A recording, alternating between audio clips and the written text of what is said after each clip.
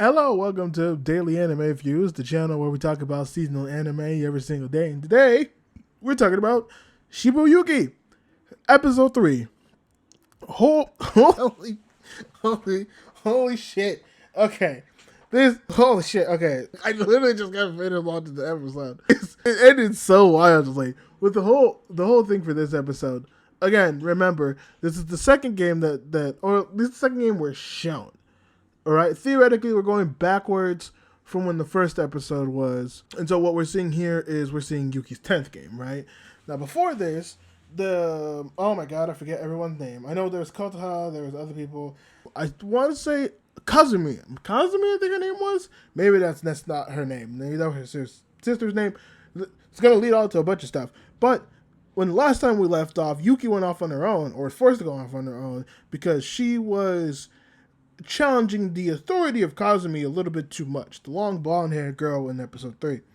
And so, as they went off, the episode starts with Yuki going to rescue Kotana, who is like recovering by, I don't know if it was the fire that she was at or she made herself a fire, but like Yuki goes to get Kotana, and like while rescuing her, Kotana realizes, she is actually very fucking experienced. She actually knows like what's going on here, like what's happening. And then while the other three, Kazumi and the other two, are going off in the second round, they realize there's not really like a trap here.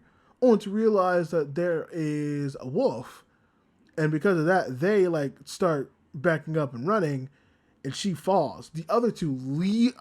My assumption is the other two leave her, and are able to get away, but because Kazumi gets caught up by the wolf that's there. And so Yuki ends up actually, I think, meeting them somewhere in the first floor. And so like everyone's kind of realizing like, Yuki, okay, she knows. Look at her. She not only did she call the light thing, which everyone was like, maybe we should have like saved the light stuff. And then as they see that she rescued Kota, they're like, I see who like the real talented one is. This chick Yuki, she's on to some shit. So Yuki doesn't really hate on them much, it seems. Well, she definitely doesn't hate on Kotaha, because Kotaha was kind of left for dead, so I assume she feels a little bad for her, because she's just like, the logic kind of made sense, at least in the beginning, to trust people. Obviously, it's a friend's game. And also, like, you weren't really part of the group that, like, separated me. Maybe you would have had said something else. I don't know. I can't blame that on you, which is fair. The other two, I can see her being like, you bunch of snake shits. You didn't even try to help her. Y'all just ran. Y'all a bunch of bitches.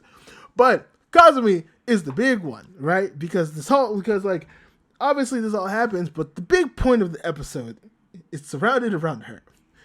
And so, obviously, people have their backstories, right? Kotaha was talking about how she just wants to be a hermit. She was talking about, like, the nihilism and the Machiavellism of the entire world. She can't really handle it. So, she just wants to make enough money to retire early, be a hermit, not really bother with the world. Honestly, girl, I feel you fucking right there. Honest to God, give me a good sum of money, I'll fuck off somewhere else, if I'm being completely honest. But Yuki tells her that she wants to be 99 games. Kotaha's like, you're fucking insane. Which, normal reaction, if I'm being completely honest.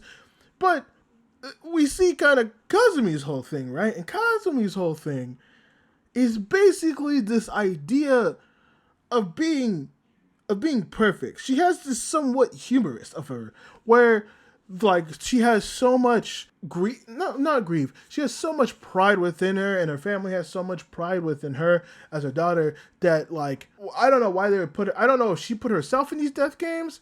Maybe they convinced her, but it sounded like they'd be like, you be, which is so fucked to be part of the death game for. When you think about it, it's like, oh man, you'll be top of the death games, you know, you'll be right up there, you'll lead everything, you'll be good.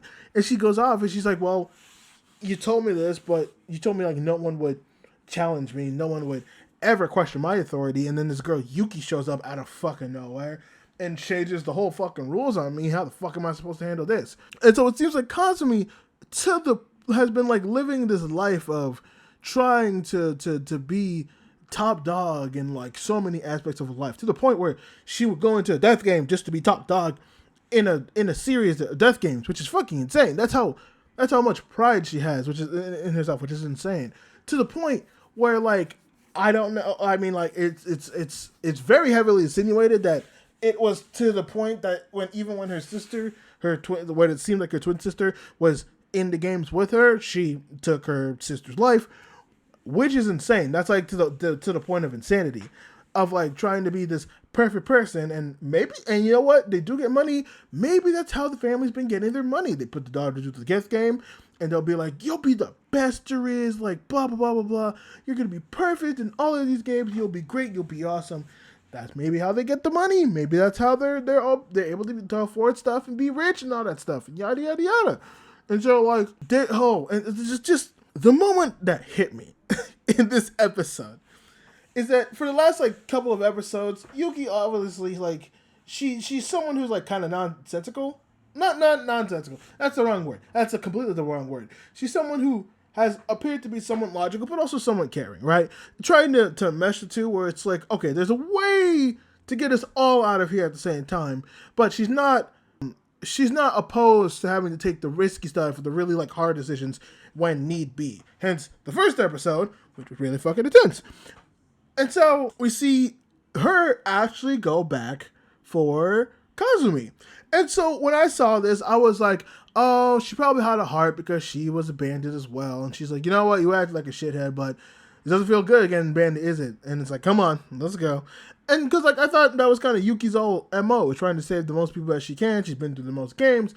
Obviously, you try to do as best as you can as well. No. See, you don't step on Yuki's you don't step on Yuki's authority, or you don't step on a question or be rude to Yuki in any sort of way without getting a little bit of a dish back to it, right? And she wasn't even saying like, oh, you took the leader position. She was like, hey, listen, you were a little bit rude, and look where you are now. You're armless, and the wolf's hunting you down. It wants more of you, but I came back to help you. So this is what's gonna happen. You're gonna apologize to me. You're gonna say sorry, and you're gonna really mean it. And if I accept it, I'll take you downstairs with the rest of the gang. But if you act like a bitch, then we're gonna go ahead and leave you here to be wolf food. And I was like, Yuki, this was the girl that I've watched for an hour and a half in the previous episodes. What's this? And to be fair, for someone who's played so many death games, it kind of makes sense for someone to have this level of personality. Obviously, you want to get people out as much as possible. But when there's someone that is causing so much bullshit for you to the point where they're actively just harming the game and not allowing shit to happen, yeah, I get it.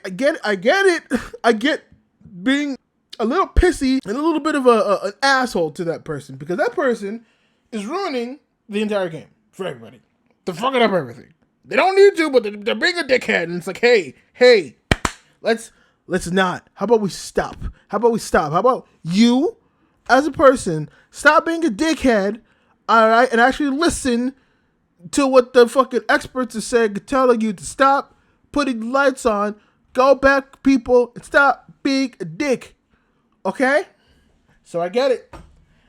In the death games, people like that are death weight. So I get Yuki being like, listen.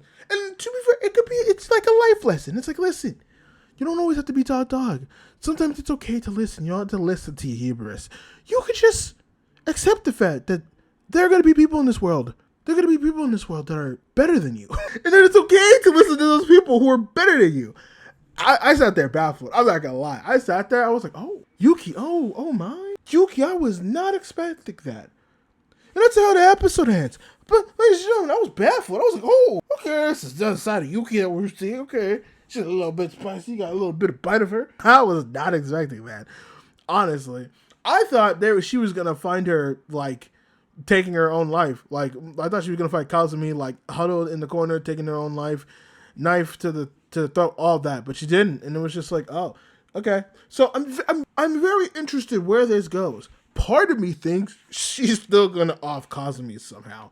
Part of me thinks she actually has still somewhat of a heart, and just being like, listen, you learned your lesson, you lost your arm, you felt bad, you're currently at your wit's end. This is enough of a punishment. Just say that you're sorry. Just say that you're sorry, and it's going to be fine. But I also feel as if there's going to be an incident, kind of like last game, where it's like, oh, only some of us can get out. Okay, bye-bye. Or, you know what, I could really, really see. So either Yuki decides to just be a complete asshole, which I think is the least to happen. Yuki comes, like, something happens where, like, something has death game, or they come out. But there's a fourth option, right? And this is the one I actually could see happening, given how they've played up Kazumi so far in this episode. What if there is a situation, right? There's a situation, right?